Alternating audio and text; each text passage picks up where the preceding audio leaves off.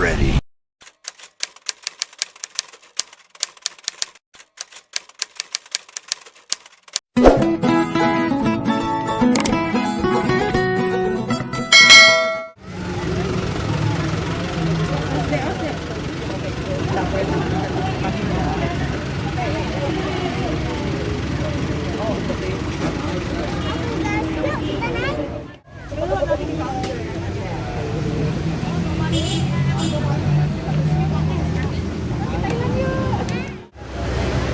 Atas nama Esa.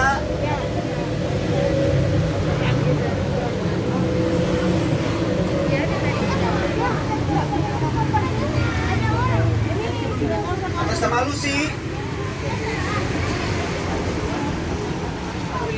Oke, udah pada siap? Udah pada siap? Siap kemana? Jalan-jalan keliling-keliling kota Bandung ya.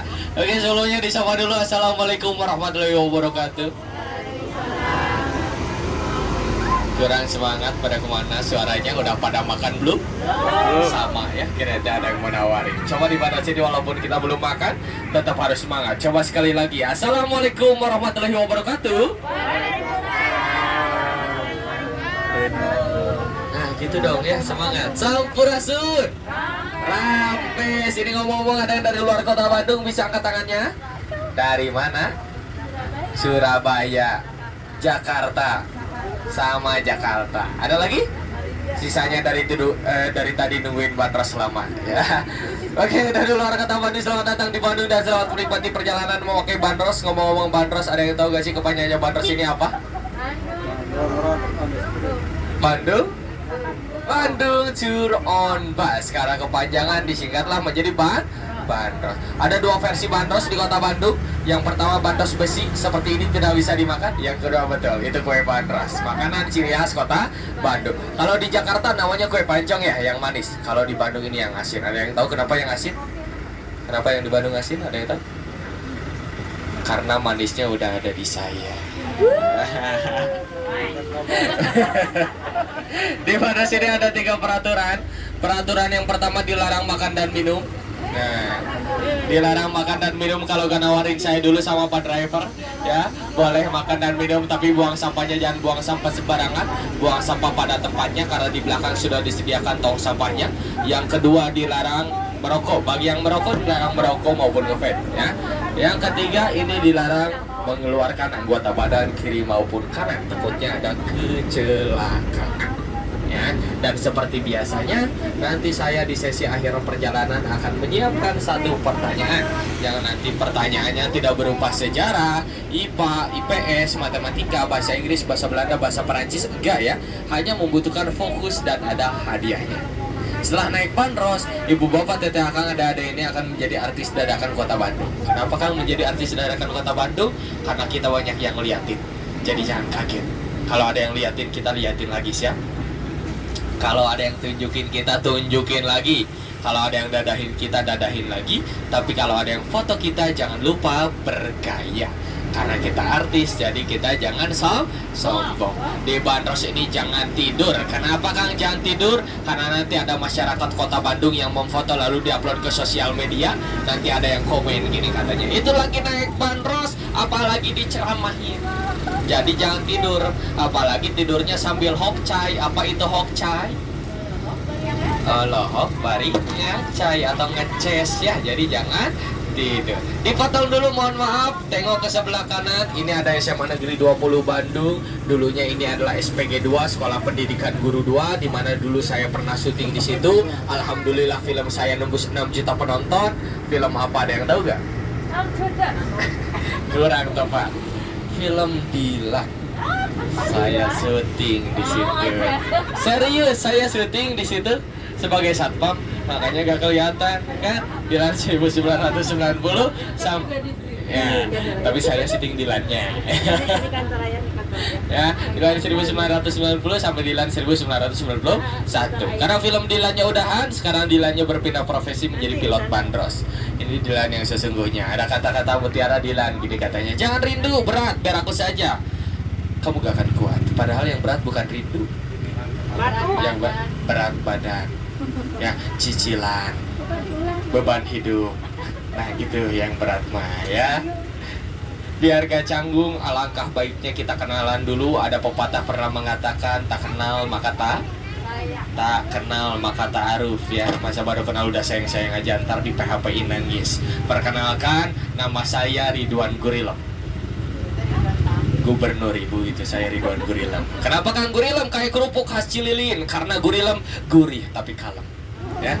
Boleh dicoba gurihnya. Saya dari HPI Himpunan Pramuwisata Indonesia DPC Kota Bandung. Tentunya di sini saya tidak sendiri, saya ditemani dengan pilot kita atau driver kita yang sangat berprofesional, mantan pembalap F1 namanya Pak Tosin Sebastian. Sebatas teman tanpa kepastian. Kita say hi dulu dong ke Pak Tosin. Halo Pak Tosin, halo. Nah, yang akan menemani kita keliling-keliling Kota Bandung. Selamat datang di Bandros dari Pak Tosin. Pak Tosin ini yang akan menemani kita keliling-keliling Kota Bandung. Tanpa Pak Tosin ini gak akan maju, betul? Didorong dong nanti ya, tanpa Pak Tosin. Tinggalkan dulu, sudah perkenalannya. Sekarang kita masuk ke Jalan Lombok. Di Jalan Lombok sangat terkenal dengan kuliner-kuliner. Karena Bandung terkenal dengan wisata kuliner dan wisata belanjanya. Banyak orang luar kota Bandung datang ke Bandung itu hanya ingin mencoba wisata kuliner. Dan kemarin di Jalan Lombok ada kuliner yang viral di sosial media. Salah satunya yang di depan di sebelah kiri. Ini ada bakso Sultan. Yang ingin nyobain bakso Sultan silahkan. Ini ada di Jalan Lombok ya. Ini ada bakso lobsternya, bakso sepanci. Ini bakso Sultan ya. Cabang yang pertamanya ada di Jalan Terusan Jakarta Antapani. Ini tuh cabang keduanya. Kang bosan sama bakso Sultan, pengen yang lain. Di depan ada yang tendanya biru, itu adalah cuy mie ayam spesial. Kalau yang itu udah 2 kali viral di sosial media. Pertama kali viralnya gara-gara tukang dagangnya ganteng mirip Ariel Noah. Nih, yang pakai kaos warna biru. Tuh yang lagi berdiri. Oh, asistennya. Sekarang berjualan ya. Kita tinggalkan dulu, tapi kalau ibu-ibu datang ke Jalan Lombok sampai jam 5 selalu penuh dan harus ngantri. Tidak buka cabang di tempat lain, cuma ada di Jalan Lombok. Terkenal dengan kuah lominya yang kental, satu porsi lominya itu 23.000. Hanya informasi, tidak dapat komisi ya. Kita tinggalkan dulu Jalan Lombok. Kita berbelok ke kanan masuk ke Jalan Aceh, dan di Jalan Aceh kita akan melihat rumah mistis yaitu Rumah Kentang. Pernah dengar film hantu Rumah Kentang? Kita akan lihat Rumah Kentang itu, di mana Rumah Kentang itu pernah dijadikan uji nyali di Trans 7 dan juga pernah dijadikan film hantu Rumah Kentang. Nah, ini sebelah kanan Rumah Kentangnya sekarang sudah menjadi sebuah restoran, yaitu restoran Rumah Kentang. Perlu diingat yang di Bandung ini hanya tempat syuting part 2-nya.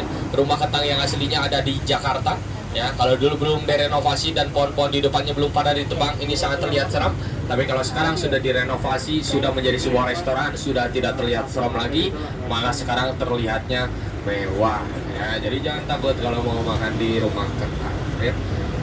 Di Bandung ini hanya tempat syuting part 2-nya. Rumah Kentang yang aslinya ada di Jakarta. Kang, kenapa bisa dinamain Rumah Kentang? Jadi dulu ada noni Belanda, ibu Belanda sedang berebus kentang. Anak bayinya rewel, minta digendonglah oleh ibunya tanpa alat pengaman. Karena anak itu tidak mau diam, akhirnya anak itu pun masuk ke kuali rebusan kentang itu, lalu disebutlah Rumah Kentang.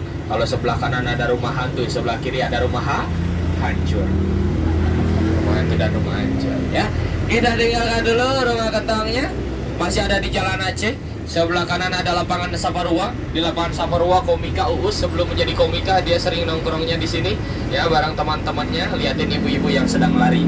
Uus tuh ya. Tapi kalau yang sebelah kirinya ini adalah Kodiklat Ade. Di mana Kodiklat Ade ini dulunya ini adalah pasar tahunannya orang-orang Belanda ya, bernama Jaarbeurs, yang dimana orang-orang pribuminya tidak bisa membeli tiket di sini.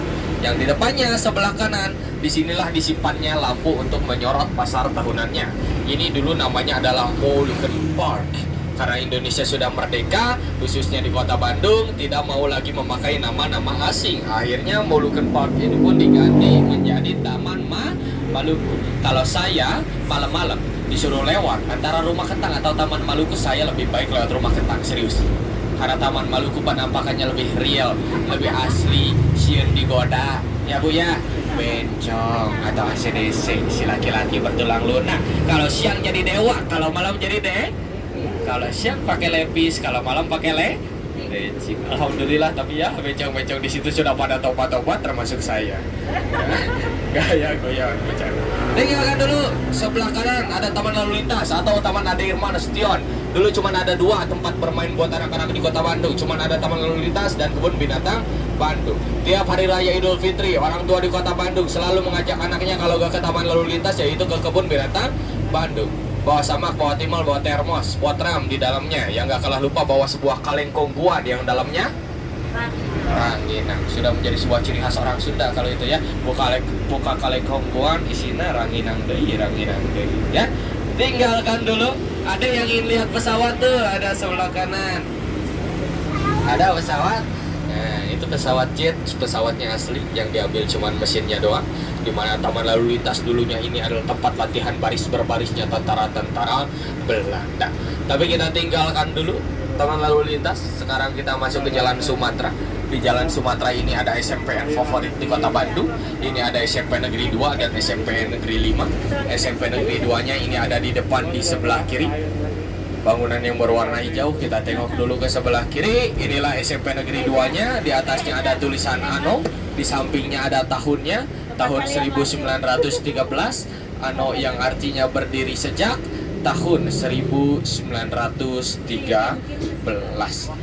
Bapak Ridwan Kamil, lulusan SMP Negeri 2, Gubernur Jawa Barat. Bapak Raffi Ahmad, Sultan Andara, ayahnya Rafathar, lulusan SMP Negeri 5. Almarhum Bapak B.J. Habibie, lulusan SMP Negeri 5. Bapak Iwan Fals, lulusan SMP Negeri 5. Jadi ini adalah SMPN favorit di kota Bandung. Kita tinggalkan dulu sekolahannya. Di depan, ada yang tahu gak kita akan melewati jalan apa? Coba jalan apa? Kebiasaan orang-orang cari pelang. Jalan apa? Yakin? Jalan kereta. Kita akan melewati jalan, yaitu jalan kereta. Naik bandros jangan terlalu serius. Lupain dulu masalah di rumah, lupain dulu cucian di rumah. Turun bandros baru ingat lagi. Ya, rel kereta api sebagai pembatas antara Bandung Utara dan Bandung Selatan. Bandung dulu sudah dibagi dua, antara Bandung Utara dan Bandung Selatan. Nah, Kang, Bandung Utara dulu diisi sama siapa emang Kang? Bandung Utara diisi sama orang-orang Belanda, orang-orang Eropa. Karena Bandung Utara dulu adalah kawasan elitnya orang-orang Belanda. Tepatnya ada di Cipaganti dan Ciamplas.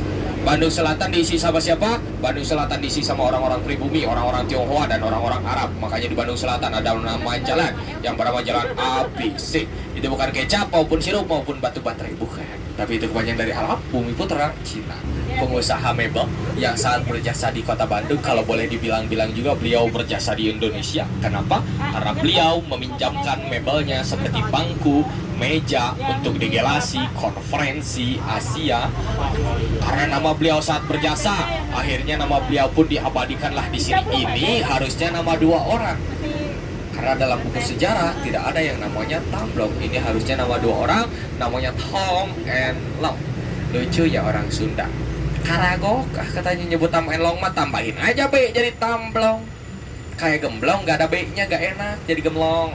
Mang, masalah gemlong gak enak. Tambahinlah B, gemblong sama tam. Orang Sunda gini lucu-lucu, unik-unik, kreatif, nambah-nambahin kata, ngurang-ngurangin kata. Yang nambah-nambahinnya seperti jalan ini, tamlong jadi tamblong, ayam ditambahin hak jadi hayam, ya, pom bensin jadi pong bensin. Oh, sepeda ditambahin hak jadi sepeda. Ya, tentara jadi tangtara. Ya, yang ngurang-ngurangin katanya seperti apa Kang? Seperti sendal jadi senal. Ya, sendok jadi senok. Handuk jadi anduk, selimbut jadi simut, ember jadi emer. Ya, yang jauh apa coba main bola, sok jadi apa? Mempar. Orang sudah gitu lucu-lucu, unik-unik, kreatif. Selalu menambah-nambahi kata dan selalu mengurangi kata. Dan orang Sunda juga Cihampelas, cintaku hampa tak terbalas. Ya, ada juga lebih panjang, ada yang tahu apa? Terminal lebih panjang mah. Ya, kita tinggalkan dulu. Orang Sunda sering mengurangi kata dan sering memanjang-panjangkan kata. Tengok sebelah kanan, ini adalah hotel kedua tertua di kota Bandung. Ini adalah Hotel Grand Priangan, di mana juru gambarnya ini adalah Bapak Soekarno. Karena Bapak Soekarno membantu gurunya yaitu Sumangga. Ya.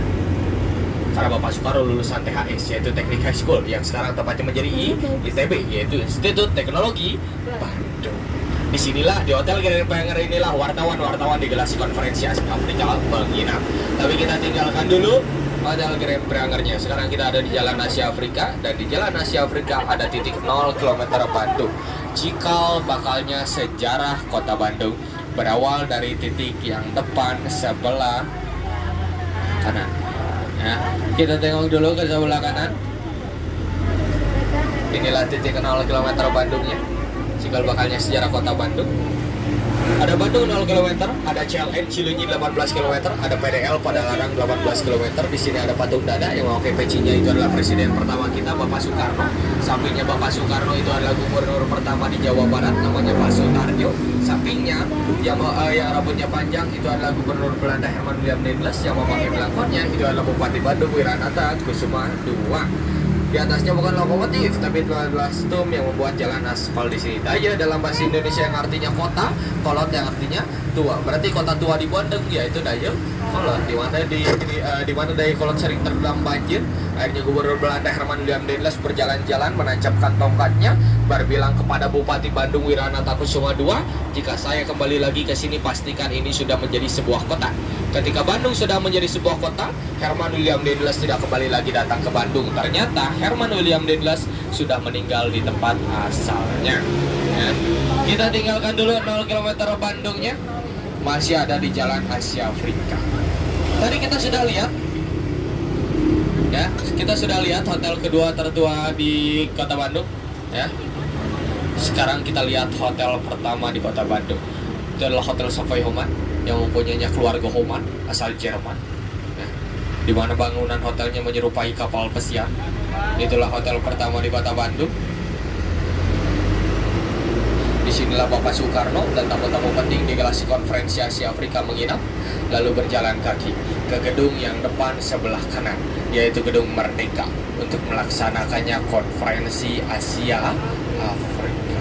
Di mana Gedung Merdeka dulunya adalah tempat hiburan malamnya orang-orang Belanda, tempat berdansanya orang-orang Belanda yang bernama Societe Concordia. Namun dialihfungsikan menjadi Gedung Merdeka untuk dilaksanakannya Konferensi Asia Afrika.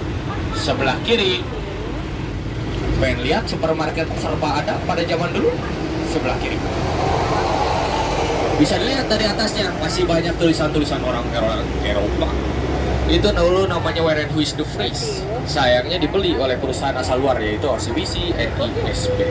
Kita tinggalkan dulu ya. Ini kalau pagi ke siang namanya Jalan Asia Afrika, tapi kalau sore ke malam dan weekend berubah nama jalan ini jadi Jalan Pocong.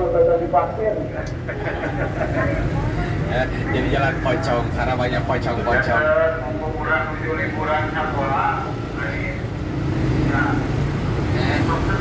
Saya pocong-pocong di sini ya. Kalau hari-hari biasa ini munculnya sore sampai malam. Tapi kalau weekend itu dari pagi sampai malam. Nih hantu-hantunya ya. Nanti malam tahun baru kayaknya ramai di sini nih hantu-hantunya. Ya. Lalu kita tinggalkan dulu. Masih ada di Jalan Asia Afrika.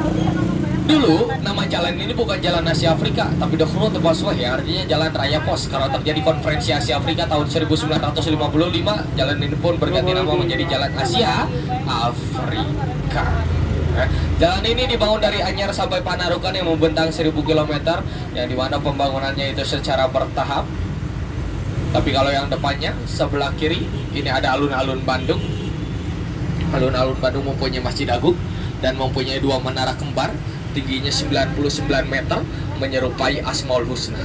Ini kalau gak pandemi, ibu bapak, teteh akang, adik-adik bisa naik ke atasnya. Harganya 7.000, naiknya pakai lift, turunnya juga pakai lift. Tapi kalau ada yang nawarin gratis jangan mau. Kenapa kan jangan mau? Karena naiknya pakai lift, turunnya loncat. Mau? Jangan.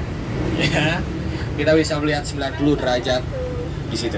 Nah, 90 derajat kota Bandung dari situ.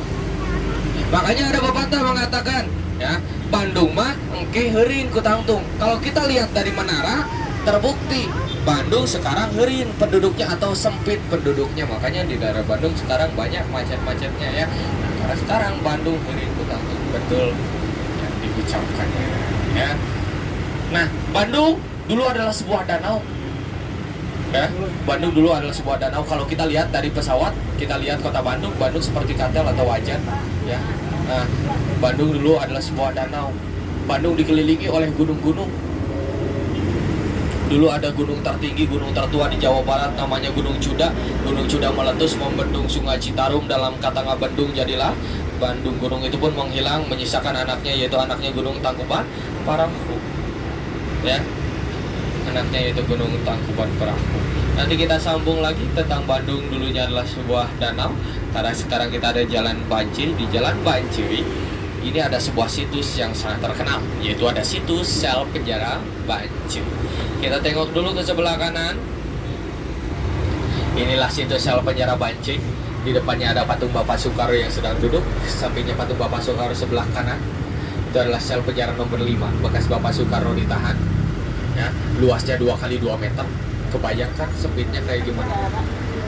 Ya. Di mana di sini dulunya adalah sel-sel penjara, karena sudah tidak ideal di tengah kota, akhirnya penjara itu berpindah ke Jalan Soekarno-Hatta. Lalu yang di Jalan Banci disisakanlah 2 bangunan. Sel penjara nomor 5 tadi bekas Bapak Soekarno ditahan. Ada juga menara penjagaan Bancinya.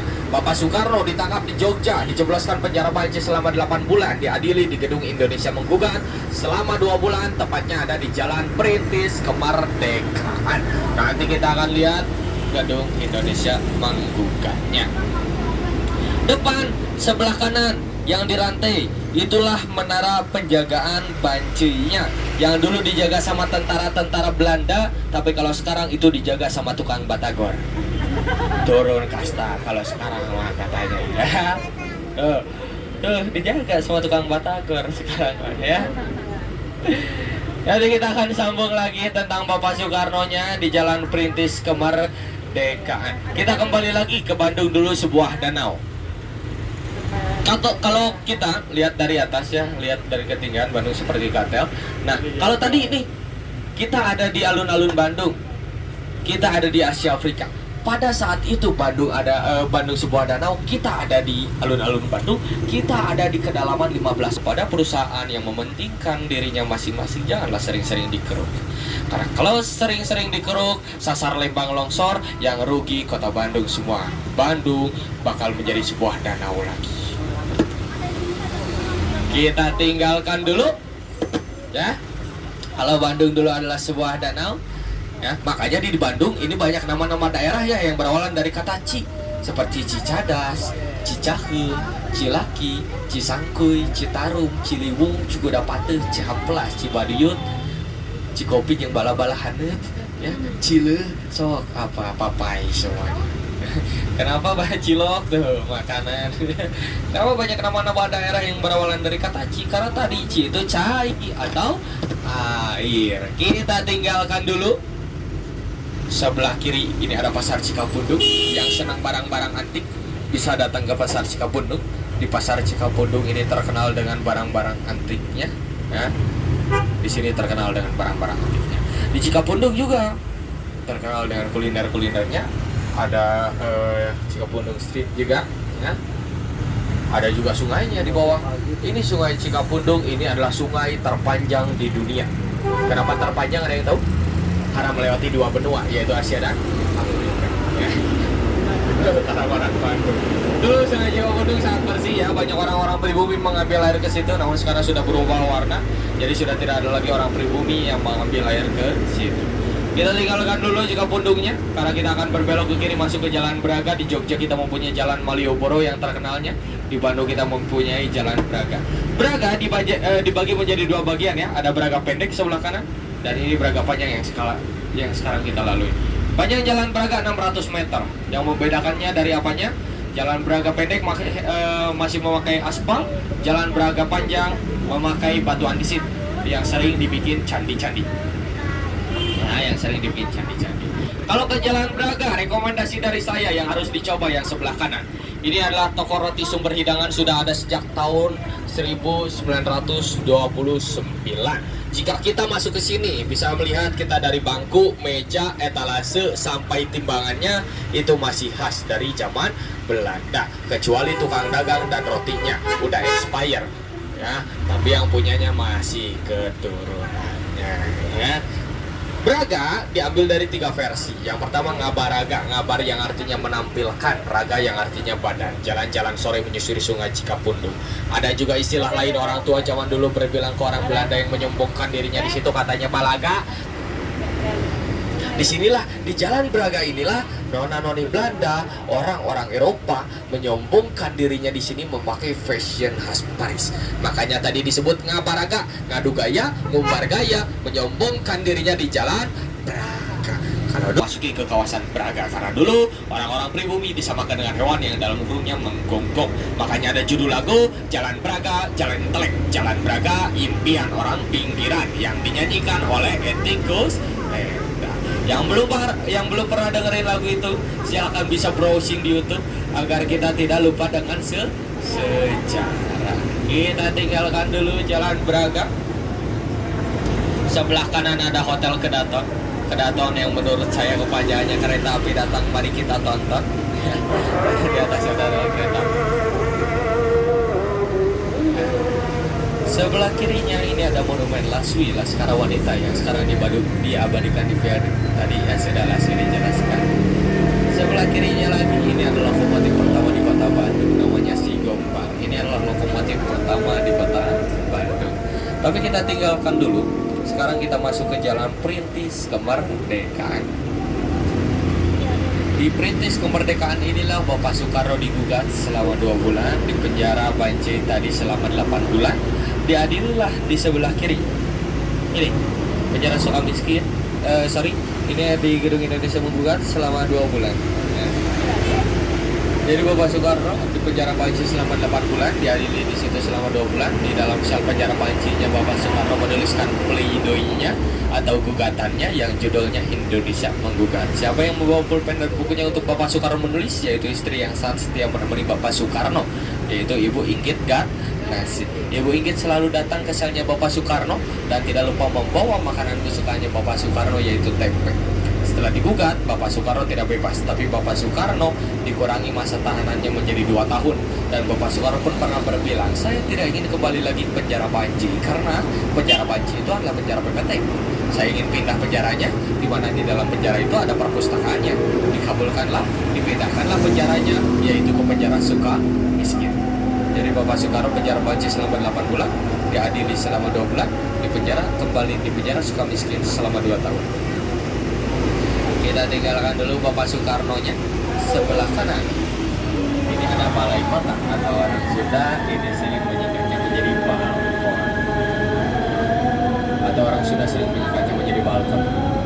Sudah terbukti orang Sunda sering menyingkat-nyingkatkan kalian ini Marta Dinata atau Jalan Riau. Orang luar kota Bandung mengenal Jalan Riau ini dengan factory outletnya, namun orang Bandung asli mengenal Jalan Riau ini dengan Riau sebelasnya atau rumah sakit jiwanya. Jangan lihat ke saya Ibu, karena saya masih waras walaupun dari tadi saya ngomong sendiri ya. Tinggalkan dulu Riau sebelasnya, sekarang sudah nggak ada. Tinggalkan dulu. Aduh. Kita berbelok ke kiri, masuk ke Jalan Dago atau Jalan Insinyur Haji Juanda. Kalau ke kanan ke Jalan Merdeka. Di Jalan Merdeka terkenal dengan sebuah mall tertua di kota Bandung, namanya Mall BIP, Bandung Indah Plaza ya. Sekarang kita masuknya ke Jalan Dago atau Jalan Insinyur Haji Juanda. Di Jalan Dago ada villa 3 warnanya atau the Driglernya. Villa 3 warnanya ada di depan di sebelah kan. Kita tengok dulu ke sebelah kanan. Ini adalah villa 3 warnanya atau the Driglernya. Kenapa kan namanya 3 warna tapi bangunannya cuma 2 warna? Disitulah yang menyimbolkan bendera Belanda pada zaman dulu, yang dimana di situ dulunya adalah tempat siaran radio milik Jepang, namanya Radio Domei, yang diambil alih oleh pemuda-pemuda Bandung untuk memproklamasikan kemerdekaan. Khususnya di kota Bandung dibikinlah sebuah taman, yaitu Taman Radio. Tadinya taman itu mau dibangunnya di depan villa 3 warna, karena tidak muat dan tidak memiliki lahan, taman radionya dibangunnya di depan di sebelah kiri, yang dulunya itu adalah Taman Fleksi, yang sekarang sudah diganti menjadi Taman Radio. Lalu bangunan itu pun dibeli oleh perusahaan Bank BTPN, tapi dalam satu syarat, bangunan itu tidak boleh ada yang ditambahi maupun dikurangi, karena bangunan itu sudah memasuki bangunan heritage ya. Tinggalkan dulu. Sudah terbukti ya kalau tadi orang Sunda sering menyingkat-nyingkatkan kata, betul? Coba kita tes dulu kalau orang Sunda sering menyingkat-nyingkatkan kata. Cilok singkatan dari apa? Aci dicolok. Oke, masih gampang. Cireng. Aci digoreng. Cipuk.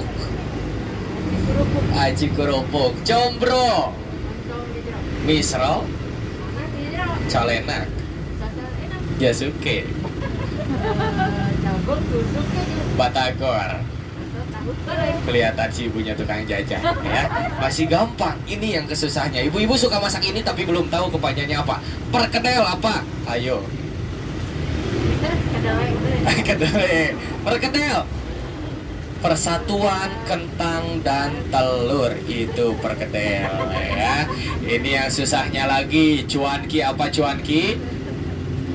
Cuan jalan kaki. Cari cuan jalan kaki. Cuan tuh uang, cuan tuh ya. Ini yang paling susahnya lagi. Yakin ini gak bisa dijawab. Cimol apa cimol? Badak mall. Hah? Cimol. Badak mall. Aci di gemol. Kurang tepat. Kang coba praktekin di depan di gemol di gimana? Hah? Ay di gemol mah di mod, di ham-ham emang mau bekas mutan mang-mang? Hah? Bukan di gemol tapi di geremol. Beda pengucapan, beda arti. Kita tinggalkan dulu. Kita akan berbelok ke kanan masuk ke jalan Diponegoro. Dan jalan Diponegoro kita akan melihat ikonnya kota Bandung sekaligus ikonnya Jawa Barat, yaitu gedung. Ada yang tahu kenapa bisa dinamai gedung sate? Sudah terbukti orang-orang latah. Apa yang dilihat, yang dirasa, yang didengar pasti jadi. Kenapa bisa disebut gedung sate? Karena ada tusukan. Sebenarnya itu bukan tusukan sate, itu adalah penangkal petir yang bulatannya bukan daging sate. Itu adalah bunga lotus yang menyimbolkan perdamaian. Kebayang kalau belum pernah nyobain makan di sini, silakan cobain makan di sini. Jangan lupa ajakin saya dengan Pak Driver. Karena uniknya rumah makan di situ, kalau kita makan di situ itu piringnya pakai seng, cangkirnya pakai seng, sampai makanannya pun oseng. Oseng. Kita tinggalkan dulu. Kita kembali lagi ke gedung sate. Kang, di gedung sate ada tukang sate, ada di belakangnya gedung sate itu ada sate jando yang terkenal, ngantrinya bisa sampai 10 atau 15 meter. Sate jandonya ada di belakangnya gedung sate. Kang, saya pengen sate jando tapi gak mau ngantri, datangnya hari-hari biasa. Karena kalau hari-hari biasa ngantrinya tidak terlalu panjang ya. Sebelah kanan inilah gedung satenya, kita tengok ke sebelah kanan. Nih gedung satenya, coba berapa bulatan yang ditusuknya? Yakin 6, coba dilihat lagi karena ini dilihat 5. Tuh, dilihat lagi nambahin jadi 6. Dilihat lagi nambahin lagi jadi 7. Suka daya jurikan. Sok berapa? Yakin? Yang jawab 5 tadi pasti lapar. Karena yang 5 daging sate asli. Betul jawabannya 6. Kenapa kan 6? Kenapa gak 7? Kenapa gak 5? Karena menyimbolkan penghabisan biaya pembuatan gedung sate ini yaitu 6 juta holden. 6 juta holden setara dengan 40 miliar. Namun setelah saya cek di kalkulator tulisannya error ya, kebanyakan nolnya. Gedung sate dibangun sejak tahun 1920, selesai sejak tahun 1924. 4 tahun masa pembuatan gedung sate ini. Bangunan di kiri dan di kanannya itu adalah tambahan, dibangun sejak 1924, selesai sejak tahun 1926. Itu adalah tambahannya. Di gedung sate ada kantor dinas Gubernur Jawa Baratnya. Gubernur Jawa Barat yaitu sekarang Bapak Ridwan, atau sering kita sapa Kang Emi. Ya bukan Ridwan Gurilem, awas. Kalau Ridwan Gurilem tugasnya hanya di Bandung. Tuh, ya. Dan di bawahnya di gedung sate ini ada bunkernya. Bunker pertama di kota Bandung. Sebelum gedung-gedung yang lain mempunyai bunker, gedung sate sudah mempunyai bunker ya di bawahnya. Kita tinggalkan dulu gedung satenya. Masih ada di Jalan Diponegoro. Sebelah kirinya ini ada lapangan gazebo. Gazebo kebanyakan dari apa? Ada yang tahu? Ya, gazebo. Nah, kebanyakan dari gabungan sepak bola Indonesia Bandung Utara. Bukan ganteng-ganteng suka ibu-ibu, bukan ya. Tapi kebanyakan dari gabungan sepak bola Indonesia Bandung Utara. Di Bandung Utara ada gazebo, di Bandung Selatan ada Uni. Sejak lengkap se-Asia Tenggara. Karena di dalamnya terdapat fosil batu meteorit sampai batu akik. Yang gak ada di sini adalah batu ginjal, batu baterai, batu nisan. Gak ada di museum geologi ya. Museum geologinya sudah dibuka lagi. Yang pengen masuk ke museum geologi silahkan ya. Seperti biasa museum geologi hari Senin tutup dan hari Jumat tutup libur. Bukanya jam 10 ya museum geologi. Kita tinggalkan dulu. Depan sebelah kirinya ini ada RRI yaitu Radio Republik Indonesia di Bandung.